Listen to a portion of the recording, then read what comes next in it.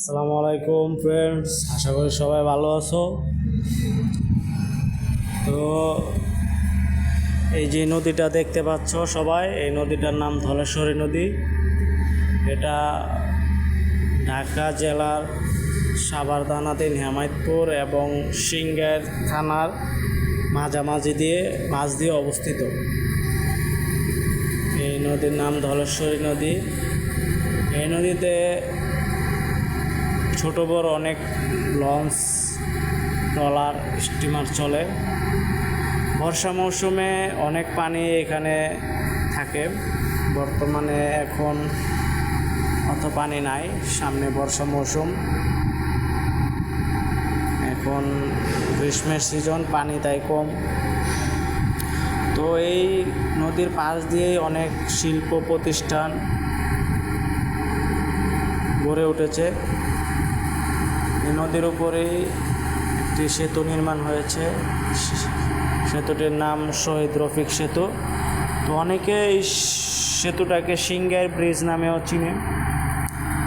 সেতুটার দুপাশে দুটি এলাকা, এক পাশে পড়েছে সিংগাইর উপজেলা, আর এক পাশে পড়ছে ঢাকা সাভার উপজেলা। তো এই নদীর পাশ ঘিরে গড়ে উঠেছে বিশাল শিল্প প্রতিষ্ঠান এবং অনেক ছোট বড় ফ্যাক্টরি, যা এই নদীর পানিটাকে অনেক দূষিত করে ফেলেছে। তো এই নদীকে কেন্দ্র করে একটি ছোট একটা পর্যটন এলাকা পরিচিত পেয়েছে, যেটাকে সিংগাইর ব্রিজ। অনেকেই ঘুরতে আসে এই ব্রিজে। তো দেখতে পাচ্ছেন একটি নৌকায় কিছু লোক ঘুরতেছে।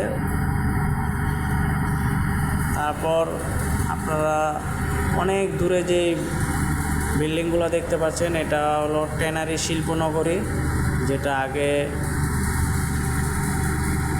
বেড়িবাঁধ এলাকায় ছিল।